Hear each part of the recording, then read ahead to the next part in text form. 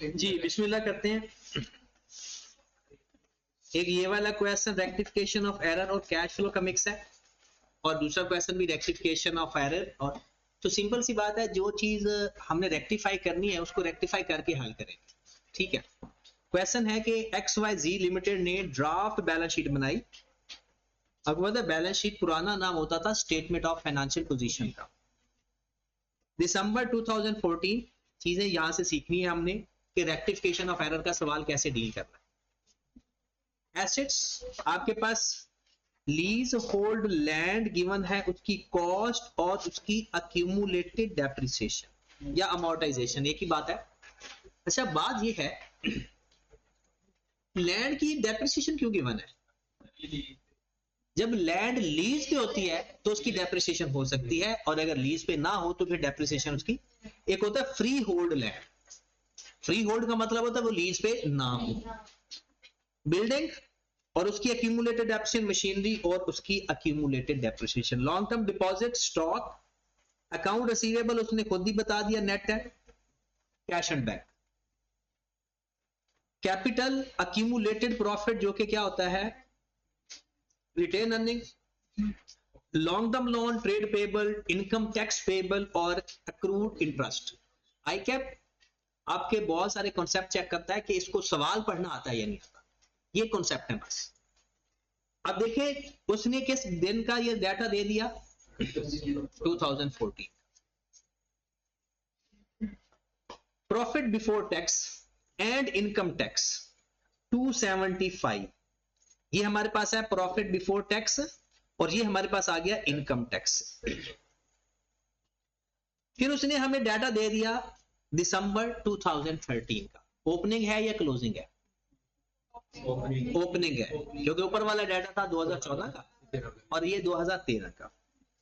ठीक होगी बात। स्टॉक उसने दे दिया, provision sorry net of provision उसने हमें डाटा दे दिए, cash and bank, trade payable, income tax और long term deposit. The company follows a policy of maintain provision 5%।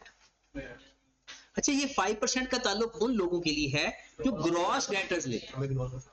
जो नेट लेते हैं, नेट डेटर्स गिवन है, हमें इसको कुछ करने की जरूरत नहीं है। और इनडायरेक्ट मेथड में बैड डेट्स हम वैसे इग्नोर कर देते हैं। अब नेक्स्ट आ जाते हैं बैंक लोन वाज ऑब्टेन्ड। ये एक इंपॉर्टेंट इंफॉर्मेशन है जो अक्सर स्टूडेंट्स इग्नोर कर देते हैं, ये नॉर्मल से हटके है। आपने बैंक लोन कब लिया? 1 जनवरी 2014 को। इसका मतलब है पिछले साल तो जीरो होगा, इस साल जितना लोन लिया है वो इसी साल है, और रेट किस पे ले रहे हो? 9% पे।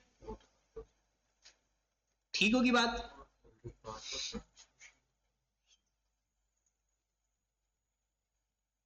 अगर मैं नॉर्मल बात करूं तो हमारे पास अगर अभी पढ़ के हम आए 200 था, जो लोन है ना वो 200 है, बुक सामने है ना आपके, मल्टीप्लाइड बाय 9% 18। ये इंटरेस्ट एक्सपेंस है या इंटरेस्ट पेड है? इतना एक्सपेंस बनता है, इतना एक्सपेंस बनता है। X Y uses straight line method. ये और एक अच्छी बात उसने कर दी, क्योंकि अगर स्ट्रेट लाइन मेथड होता है तो हम ओरिजिनल कॉस्ट के ऊपर डेप्रिसिएशन ले लेते हैं। अब आपने सवाल पढ़ा है ना तो हम अक्यूमुलेटेड एक्शन का लेजर बना सकते हैं क्योंकि ओपनिंग बैलेंस उसके नहीं है, ना एसेट का लेजर बना सकते हैं क्योंकि उसके ओपनिंग बैलेंस नहीं है। तो इसका मतलब है ये डेप्रिसिएशन फाइंड होगी वर्किंग फॉर द ईयर करके। जैसे हम कहते थे ब्रोड ऑन की डेप्रिसिएशन, डिस्पोजल वगैरह, ये उस तरह से होगी। 2% लैंड की, 5% बिल्डिंग की और मशीनरी की 10%। कहते हैं full month depreciation is provided in the month of acquisition but no depreciation in the month of disposal. Depreciation 2014 already been provided.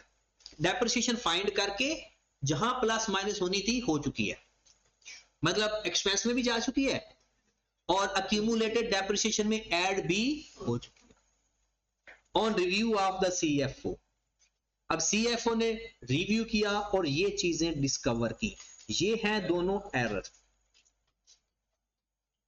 और एरर का सवाल जब आएगा तो हमने उसको कैसे डील करना है ये हमने सीखना है।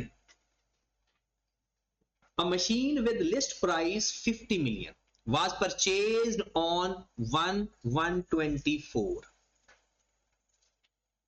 An amount of rupees 30 million had been paid in cash, whereas 20 million were adjusted. 50 million का एसेट था, 30 मिलियन पे कर दिया, 20 मिलियन एडजस्ट किया, किसने? Trade in of the machine costing 40 million, book value 25 million. क्या मतलब है इसका? एक्सचेंज का केस है, हमने एक पुरानी मशीन दे दी 20 मिलियन के अंदर। पता है 20 मिलियन को क्या कहते हैं? Trade in allowance. क्या बोलते हैं इसको? Trade in allowance. पुरानी मशीन जितने में एडजस्ट करवाई जाती है उसे बोलते हैं ट्रेड इन अलाउंस। 40 मिलियन उसकी वैल्यू थी, 25 मिलियन उसकी एक्यूमुलेटेड डेप्रिसिएशन थी। Okay, book value, sorry. 20 million में हमने दे दिया नए एसेट के बदले, तो 5 मिलियन का तो सीधा सीधा लॉस आ गया।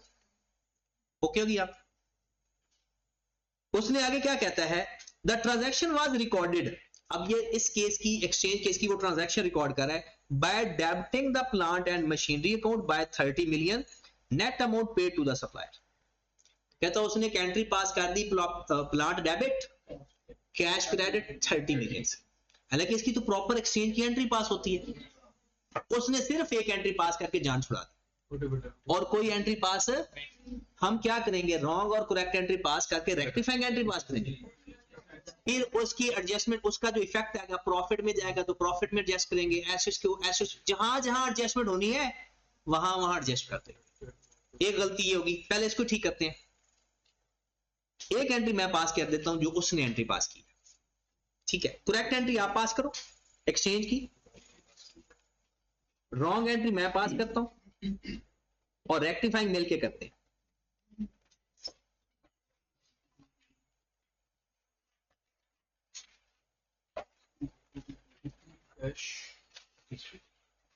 उसने जो एंट्री पास की है मशीन डेबिट,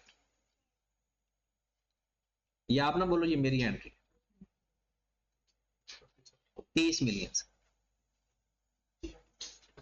ये उसने एंट्री पास की हुई है।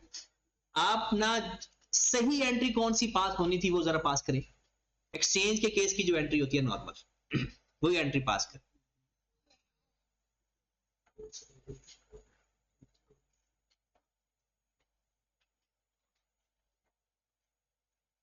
करो पास।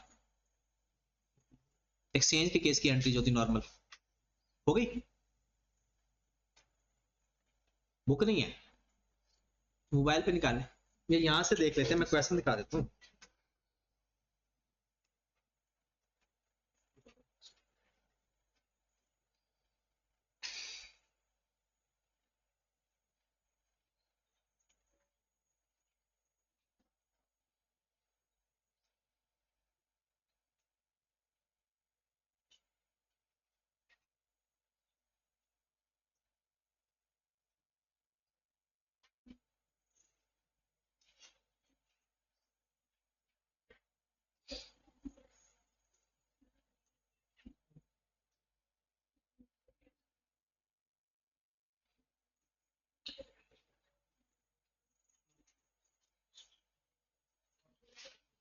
हो गई, गुड।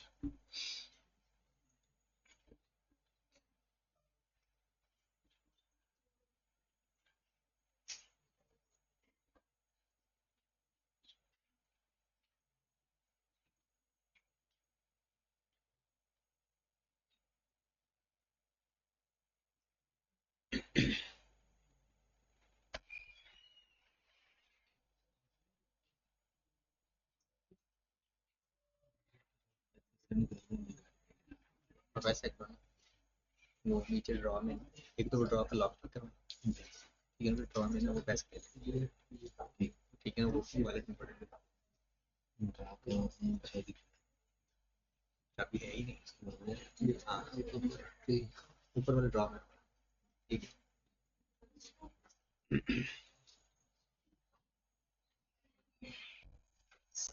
हो गया? ये इस पे टाइम नहीं लगना चाहिए। एक्सचेंज की एंट्री में तो कम से कम टाइम नहीं लगना चाहिए। देखें, एक्सचेंज में आपको याद होगा, नई मशीन डेबिट,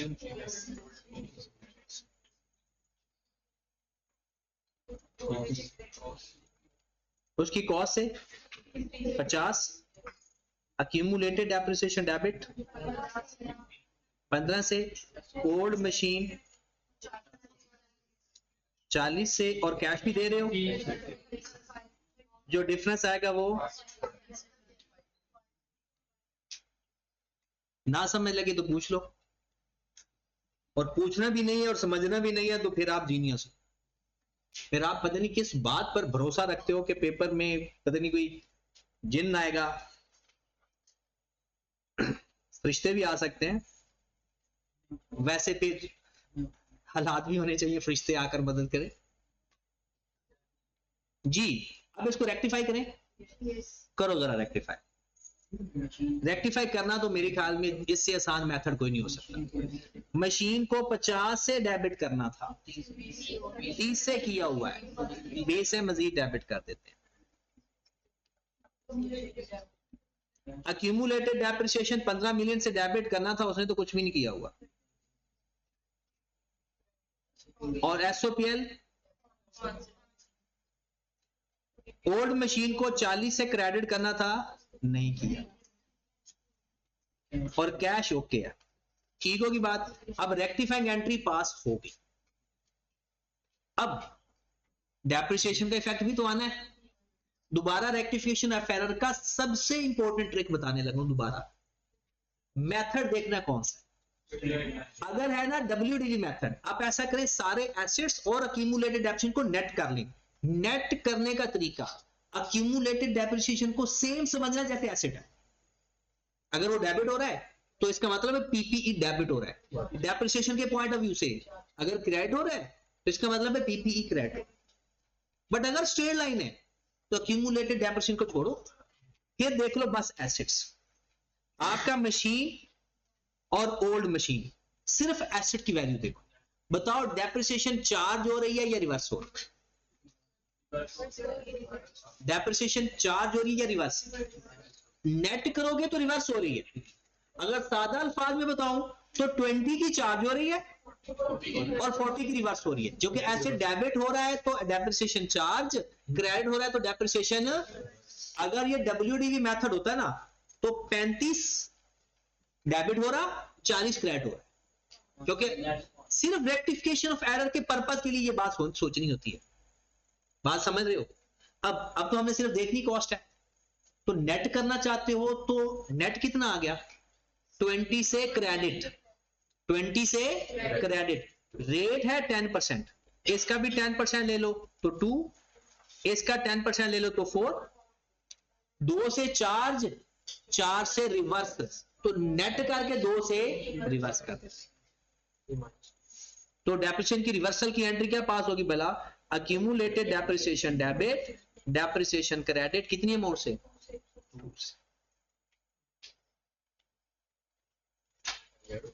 ठीक होगी बात? ये चीज हमारे प्रॉफिट को अफेक्ट करेगी। बताओ हमारा जो प्रॉफिट ऑलरेडी फाइंड हुआ वो तो गलत है ना। अब उसको सही करेंगे, यहां से वो चीजें उठा लेंगे जो एसओपीएल की है। डेबिट हो रही है तो उसमें माइनस कर देना, क्रेडिट हो रही है तो उसमें प्लस कर देना। Got it? अगली कहानी दूसरी चीज, ये अभी हम ठीक करते हैं इसको। अच्छा, दूसरा मैंने ना बताना था कि मिड मॉक का जो सोल्यूशन है ना उसमें एक रेक्टिफिकेशन ऑफ एरर का सवाल था, याद हो आपको, और वो सारा प्रोविजन वाला था। उसका सोल्यूशन मैंने आज अपलोड कर दिया है, यानी रात को कर दिया था, वो अब आगे होगा, मैं आपके ग्रुप में भी शेयर कर दूंगा। वो लाजमी देखना, तो आपका प्रोविजन फॉर बैड डेट्स वाला कॉन्सेप्ट क्लियर हो जाएगा। अभी भी बताने लगा दोबारा इस सवाल के अंदर भी। आए जरा नेक्स्ट क्वेश्चन पे, यहां कोई बात ये क्लियर है ना? आगे चलते हैं। One of the company customer become bankrupt during the year, इसी साल एक बंदा बैंकरप्ट हो गया। 5 million out of total date 25 million were recovered. अक्सर स्टूडेंट कहते हैं कि सर ये किधर गया 5 मिलियन, क्या लिखा हुआ है? वो हमें मिल चुका था, वो हमें मिल चुका था। Balance has to be written off, इसका मतलब है 5 मिलियन हमारा रिकॉर्डेड है, जो 20 मिलियन है वो हमने अभी तक राइट ऑफ। अब वो बैंकरप्ट हो गया तो हम राइट ऑफ कर देते हैं। ये रेक्टिफाई नहीं करना, ये ओमिटेड है, एरर ऑफ ओमिशन है, सिर्फ एंट्री पास करो जरा। बैड डेट्स की एंट्री क्या होती है? Bad debts debit account receivable कितनी अमाउंट से? अच्छा यहां तक तो सारे पहुंच गए। अब जहरी सी बात है उसने प्रोविजन भी तो गलत ली होगी। अब बताए सिंपल सी बात है, डेटर बढ़ गया जाए तो प्रोविजन बढ़ा दो, डेटर कम हो जाए तो प्रोविजन कम, सिर्फ डेप्रिसिएशन वाला। तो इसकी प्रोविजन कम करनी है, ज्यादा कम करनी है तो इनकम होता है एक्सपेंस, इनकम होती है, कम करना हो तो इनकम बन जाती है। अब अलाउंस फॉर बैड डेट्स क्या 20 से होगा या 20 मल्टीप्लाइड बाय 5% होगा? जितने परसेंट प्रोविजन है उतने परसेंट। तो डिक्रीज इन प्रोविजन मैं डायरेक्ट लिख देता हूं, decrease in allowance for bad debts 20 multiplied by 5% is equal to 1। एक बात मैं पहले कहता था, पीआरसी बहुत इंपॉर्टेंट, आपके सारे लेजर सारी बातें। अब नेक्स्ट जो अटेम्प्ट आ रही है नई स्कीम, वो थोड़ी मुश्किल जरूर है, सिलेबस उसका ज्यादा है लेकिन इफेक्टिव भी है। ग्रुप 1 ग्रुप 2 पीआरसी में नया टॉपिक आ गया, पार्टनरशिप अकाउंट आ गया, और कुछ चीजें हो सकता है कंट्रोल अकाउंट की रिकंसिलिएशन आ गई हो, अभी मैंने कंटेंट देखे नहीं है। हाँ पार्टनरशिप जरूर आ गया। अब पार्टनरशिप आपको लॉ में पढ़ना आसान हो जाएगा उन बच्चों को, क्योंकि वो अकाउंटिंग उसकी पढ़ के आएंगे और फिर थ्योरेटिकल पढ़ेंगे। उनको आपको शायद निगोशिएबल इंस्ट्रूमेंट और पार्टनरशिप में शायद बाकियों की निस्बत, वैसे तो लॉ सारा ही आसान है लेकिन बाकियों की निस्बत आपको पार्टनरशिप और निगोशिएबल इंस्ट्रूमेंट थोड़ा मुश्किल लगेगी। उसकी वजह क्योंकि उसकी अकाउंटिंग नहीं पढ़ी आपने। बिल ऑफ एक्सचेंज एक टॉपिक था अकाउंटिंग में, उन्होंने निकाल दिया, पार्टनरशिप था निकाल दिया, अब पार्टनरशिप वापस ऐड कर दिया बट निगोशिएबल इंस्ट्रूमेंट ऐड नहीं किया। चलिए अब इसका भी इफेक्ट आ गया। अब इसके अलावा तो कोई एरर है ही नहीं, तो प्रॉफिट तुम्हारा ठीक हो गया। करो जरा प्रॉफिट को ठीक। पहले working number 1 profit before error या अनएडजस्टेड प्रॉफिट लिखते हैं, बिफोर नहीं लिखते। अनएडजस्टेड प्रॉफिट कितना था? 275। और इसमें एडजस्टमेंट करते हैं तो सबसे पहले लॉस ऑन डिस्पोजल नहीं लिखा हुआ, प्लस करेंगे माइनस, डेप्रिसिएशन रिवर्स करनी है कितने से? प्लस करने माइनस, ऐड कर देंगे। बैड डेट्स नहीं लिखे थे 20 से, और डिक्रीज इन प्रोविजन प्लस करेंगे माइनस, प्लस करेंगे माइनस, प्लस करेंगे। प्रोविजन डिक्रीज हो तो इनकम होती है, प्रोविजन डिक्रीज हो तो इनकम होती है।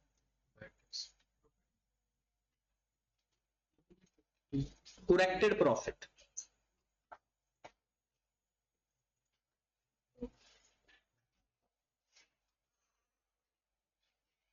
हाँ जी, साथ साथ ये बातें सारी क्लियर है ना? ये बड़ा अपने दौर का बड़ा मुश्किल सवाल समझा जाता है, लेकिन जिसको रेक्टिफिकेशन ऑफ एरर पे ग्रिप है ना, उसके लिए कुछ भी नहीं। सवाल हमारा स्टार्ट हो चुका है। हाँ हमारे डेटर भी गलत है, नेट किए हुए ना। एक तो उन्होंने 20,000 वो 20 मिलियन माइनस नहीं किया होगा, और उसने प्रोविजन भी गलत ली होगी। इसका मतलब है उसको भी अभी ठीक करते जाते हैं, फिर सवाल करेंगे ना आराम से। नेट डेटर्स हम नेट करके ही ठीक कर लेते हैं। वैसे तो टाइम होता ना तो मैं आपको नंबर ऑफ मेथड बता देता, अगर हम टाइम शॉर्टेज होने की वजह से ना हम सिर्फ वही चीज करते हैं जो हमारे लिए आसान है। Broad on carried on, broad on 418 है और वो ठीक है, उसमें कोई गलती नहीं है। किताब सामने है ना, क्योंकि मुझे सवाल वैसे ही याद है। याद होने की वजह यह है कि मैंने जब पहली दफा R1 पढ़ाई थी ना, तो ये उस टाइम सवाल है, यानी रेक्टिफिकेशन, और रेक्टिफिकेशन ऑफ एरर का पहला सवाल भी कैश फ्लो के अंदर, ये पहला सवाल। अगर इससे पहले कोई सवाल देखेंगे ना तो रेक्टिफिकेशन ऑफ एरर फिर आया, दोबारा आया, ये जो आपने सवाल किया था कल, ये भी तो यही है, एरर वाला सवाल था, उसमें भी एरर है, या पहले ये है था। एक और वजह भी है, वो नहीं बताऊंगा मैं। 361 हाँ जी, रिकॉर्डिंग हो रही है। अब 361 में क्या है, एक तो 20 माइनस करना है क्योंकि बैड डेट से, और प्रोविजन रिवर्स करनी है। इसका मतलब है पहले ज्यादा प्रोविजन माइनस की थी, अब प्रोविजन रिवर्स करेंगे तो वापस ऐड बैक कर देंगे 342।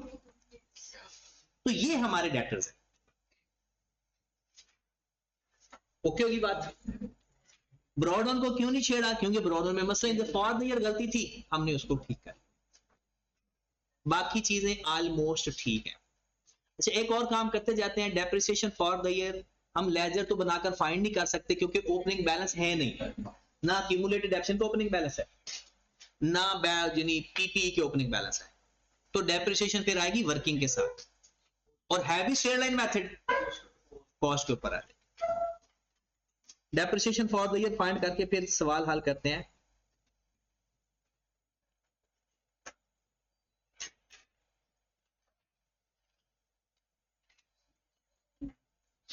हाँ जी, बिल्डिंग हमारे पास कितनी है, 1000 है, और बिल्डिंग में तो कोई एरर भी नहीं है, और ना ही कोई एडिशन डिलीशन है। इसका मतलब है इसकी कॉस्ट जो साल के शुरू में थी, साल के एंड में भी वही होगी, क्योंकि बुक वैल्यू चेंज होती है, कॉस्ट चेंज। इसका हमने 2% लेना है,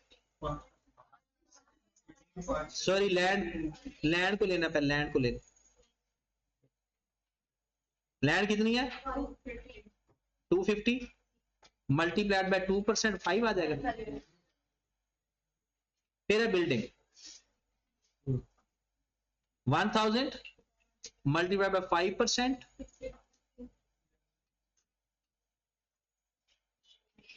अच्छा मशीन के बारे में ना दो बातें हैं, या तो ऐसा करो जो गिवन है वो गलत है, उसकी डेप्रिसिएशन लेकर वो रेक्टिफाई कर दे, 2 माइनस कर देना उसमें से, क्योंकि डेप्रिसिएशन रिवर्स करनी है ना 2 से।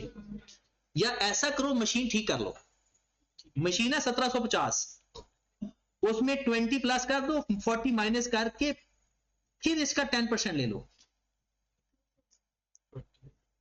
ऐसे ठीक करना है ना हमने, तो 20 से डेबिट करना था रेक्टिफाई के अंदर, 40 से माइनस करना था, याद ये आ जाएगा 173, ये कर लो। या फिर ऐसा कर लो कि 175 का 175 आ जाएगी ना डेप्शन, और 2 रिवर्स करनी है, वो माइनस कर दे, गलत डेप्शन लेकर रेक्टिफाई कर दे, या एसिड को ठीक करके ही डेप्शन ले ले, तो डेप्शन हमारी ठीक आ जाएगी 228।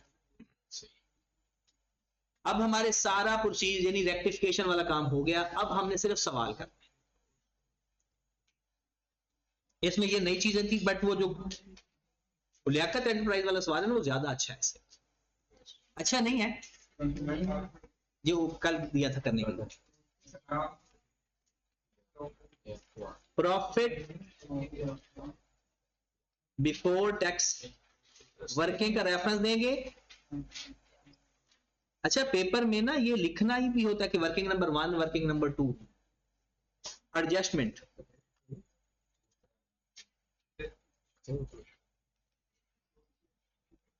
Depreciation 22, loss on disposal 5, interest expense भी हमने फाइंड किया था, वो 200 का 9%। इसके अलावा और कुछ भी नहीं बताया वो क्वेश्चन के अंदर। जब इंफॉर्मेशन मिसिंग होती है ना तो उसको छोड़ते जाते हैं, जैसे बहुत सारे अकाउंट्स का ना ब्रॉड ऑन गिवन ही नहीं है, इसका मतलब है उसके अंदर वेरिएशन भी नहीं है। कितनी अमाउंट आ गई, प्रॉफिट बिफोर वर्किंग कैपिटल 50। साथ साथ प्रैक्टिस करने का मतलब यही होता है कि हर आने वाला सवाल आपके लिए आसान बन जाता है जी। इन्वेंट्री 703 थी ओपनिंग, और 910 होगी क्लोजिंग, बढ़ गया। स्टॉक इंक्रीज कितने से 207। ट्रेड रिसीवेबल तो डिक्रीज हुए थे 342 से 418 ओपनिंग है, 342 क्लोजिंग है, 70 ट्रेड पेबल, ये भी हो गया, ये भी हो गया। अब यहां पर आ जाएं, 228 है क्लोजिंग और 150 है ओपनिंग, 78 से इंक्रीज, और कुछ भी नहीं बताया। क्या चीज आई हमारे पास? ये कैश जनरेटेड फ्रॉम ऑपरेशन या profit after working capital changes.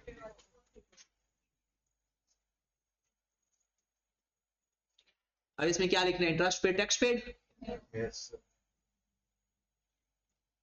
Interest paid. Broad तो जीरो है क्योंकि लोन लिया ही साल के शुरू। फॉर द ईयर 18 था और क्लोजिंग गिवन है।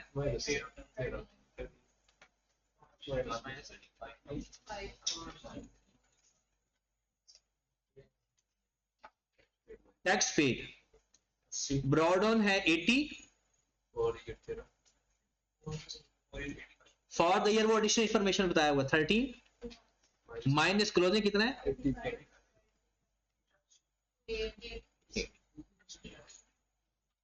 ऑपरेशन पूरा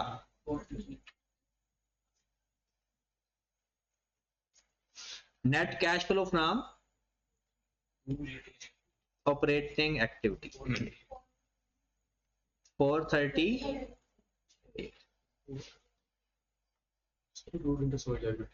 सॉरी, हाँ बिल्कुल लायबिलिटी होता है, तो मैंने कब कहा ऐसा है?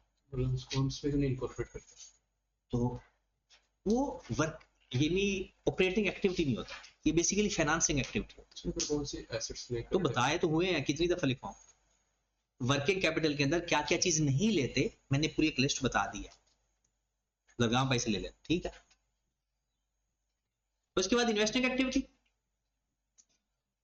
इन्वेस्टिंग एक्टिविटी में आए जरा, सबसे पहले एक चीज आप लोगों की याददाश्त पर डिपेंड करती है।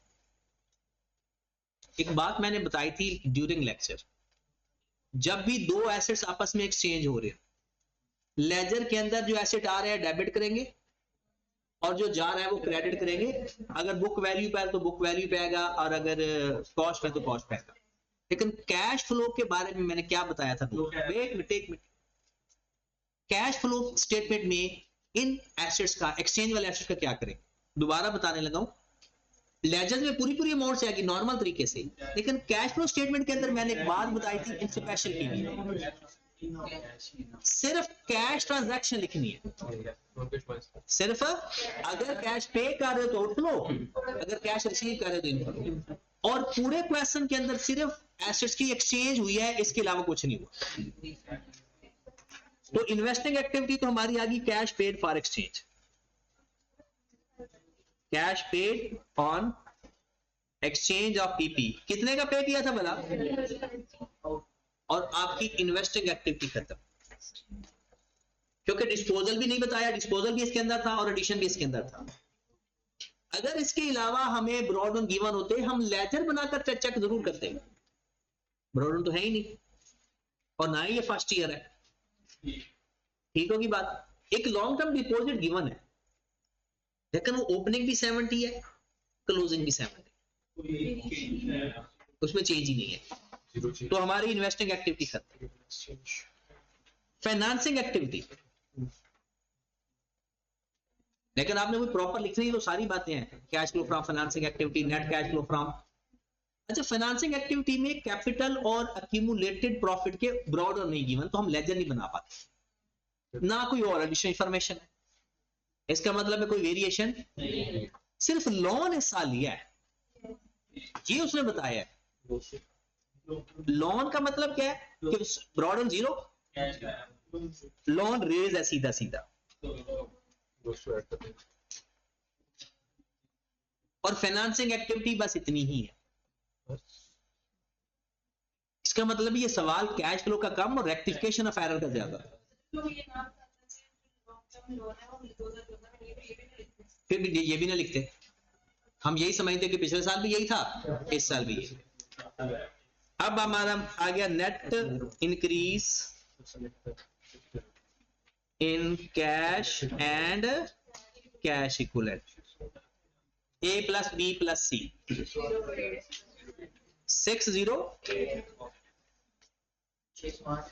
608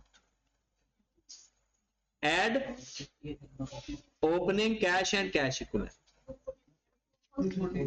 243 8 और जाकर मैच कर लें कि क्लोजिंग इतना है या नहीं। ठीक होगी बात? सर आज जो कल क्वेश्चन दिया था वो करते हैं, ताकि रेक्टिफिकेशन ऑफ एरर के हैं ही 2 सवाल हमारी प्रैक्टिस करने के लिए। अब कोई सवाल आएगा या तो आएगा आपके पेपर में आएगा या आपके मॉक में टेस्ट में आएगा, इसके अलावा कोई प्रैक्टिस के लिए क्वेश्चन नहीं मिलेगा।